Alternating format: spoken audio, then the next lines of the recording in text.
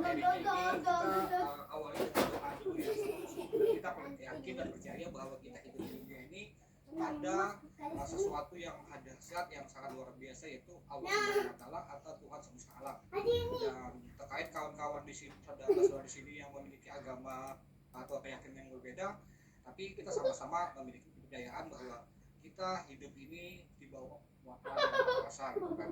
Nah, di sini saya mewakili sebagai membawakan doa dengan bahasa umum ya, bahasa nasional, bahasa Indonesia dan lain, yang bisa dengan keyakinan dan kepercayaannya masing-masing. Bismillahirrahmanirrahim. Mari sejenak kita menundukkan kepala kita, fokus dan pikiran untuk berdoa menurut keyakinan kita masing-masing. Bismillahirrahmanirrahim. Ya Tuhan yang Maha Pengasih, kami berkumpul di sini hari ini untuk memulai kelas belajar YouTube. Kami memohon ridho dan bimbingan-Mu ya Allah, agar setiap ilmu yang dibahas menjadi cahaya bagi masa depan kami. Pertama-tama kami haturkan doa dan sholawat bagi para nabi dan sahabat yang telah membawa berita kebenaran bagi umat manusia. Kami juga memohon ampunan dan kebaikan-Mu yang tak terhingga bagi kedua orang tua kami, karena mereka lah pintu berkah bersama kami di dunia ini. Kami juga menyampaikan rasa syukur dan doa terbaik kami untuk guru-guru kami yang di sekolah yang telah terdahulu.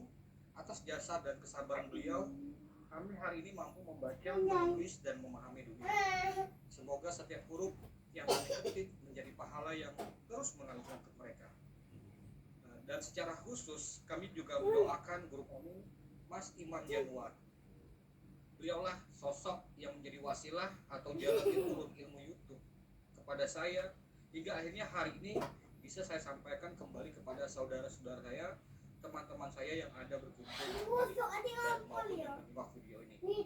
Berikanlah Mas Imam Januar, beliau dan keluarga beliau kesehatan, keberkahan yang melimpah, dan jadikanlah setiap keberhasilan kami semua di sini nantinya sebagai pahala yang terus mengalir Mas Imam Januar dan keluarga beliau. Dan kami juga mendoakan pula seluruh orang di luar sana yang berjuang untuk kebaikan dan kemaslahatan sesama. Mereka yang bergerak di jalan kemanusiaan dengan mengedepankan ajaran luhur, welas asih. Ya Allah, berikanlah mereka kekuatan dan kemuliaan dalam menjaga nilai-nilai kasih sayang di depan ini. Dan yang terakhir, kami semua yang hadir di kelas ini, ya Tuhan, ya Allah, ya Maha Kuasa, limpahkanlah kepada kami keberkahan-Mu yang bermanfaat. Bukakanlah pintu-pintu rezeki dari arah yang tidak terduga-duga. Kami mohon, jadikanlah kami pribadi-pribadi yang kaya raya, dermawan, sehat lahir dan batin, makmur dalam ekonomi, serta sejahtera sentosa dalam kehidupan keluarga. Muliakanlah kami dengan kekayaan yang kami rendah hati, dan sejahterakanlah kami agar kami mampu menjadi tangan di atas yang terus bermanfaat bagi semesta dan orang-orang yang ada di sekitar kita. Jadikanlah keberhasilan kami hari ini sebagai langkah menuju kesempurnaan hidup yang penuh ridho. Amin, amin ya rabbal alamin. Oke, sahabatku semua. Jadi mungkin kawan-kawan yang sudah tahu sosok Imam Januar sudah tidak asing lagi ya. Dan di sini kembali saya akan menceritakan sedikit sejarah tentang siapa sosok Mas Imam Januar. Dan beliau ini adalah orang yang sangat berjasa sekali di dunia praktisi YouTube Indonesia. Dan melalui beliau juga lah beliau yang merintis berdarah-darah juga, tumbang juga, jatuh bangun juga, dan akhirnya berhasil. Nah, di mana Mas Imam Januar ini sampai semua beliau sebelum menjadi seorang miliarder, orang yang dermawan, awalnya beliau berangkat dari titik minus. Beliau hadir memulai karir di YouTube-nya itu dari titik minus, bukan dari titik nol ya. Kalau titik nol mungkin masih ada uang pegangan. Kalau beliau ini sudah tidak ada harapan untuk pengen hidup lagi. Saking terhimpit, terjepit, dan terenyuh sudah beliau. Udah terpuruk beliau, sangat terpuruk sekali. Utang di mana-mana, penghasilan tidak ada gitu kan. Ada penghasilan beliau, yang namanya orang dusun ya. Beliau ini orang desa. Tinggal di dusun di Tapen Bondowoso. Jadi beliau itu cuma lulusan Anugerah kalau nggak salah kemarin itu, saya lupa. Jadi dari tahun 2006 itu beliau jadi seorang tukang jaga toko pakaian. Nah, sosok beliau ini sangat luar biasa. Tahun 2026 itu beliau menjadi seorang kuli dengan gaji 700.000 per bulan, dan dari itu juga disisihkan buat nikah, tabungan apa segala macam, nikah dengan orang sederhana juga, sama-sama orang dusun juga, hidup saat sederhana. Nah, yang namanya hidup dengan keterbatasan ekonomi tentu akan menjadi derita ya untuk orang-orang yang sudah berumah tangga, apalagi sudah punya anak gitu kan. Dan belum lagi segala kebutuhan hidup serba mahal gitu kan, serba harus semuanya serba uang gitu kan. Nah, dengan adanya keterpurukan ekonomi itulah sehingga orang mudah biasanya terarah, terombang-ambing ke arah-arah yang instan. Kenapa? Karena keterbatasan ekonomi untuk menghidupi ataupun bayar hutang, apalagi sudah dalam keadaan terpuruk, dalam keadaan rezeki sulit. Beliau ini tergoda untuk cara instan, yaitu bermain judi. Karena judi itu kayak dianggap solusi ya masalah ekonomi. Macam-macam, ada yang taruhan judi ayam, judi bola, segala macam itu kan. Sampai akhirnya bukan kekayaan yang didapat, bukan kebahagiaan yang didapat, justru malah penderitaan yang berlipat ganda. Hutang sudah sana sini, hutang koperasi ada, hutang bank ada, hutang tetangga ada, hutang di mana-mana ada. Jadi yang datang tiap hari itu bukan bahagia, derita terus. Satu datang marah-marah, satu datang marah-marah, satu datang marah-marah. Jadi stres dia. Jadi pengen itu pengen mati juga. Nah, hampir rata-rata di Indonesia ini yang menjadi sumber kejahatan, sumber kematian atau segala macam itu berawal dari akar masalahnya adalah keterpurukan ekonomi. Apalagi orang-orang yang dikejar-kejar hutang itu kasihan.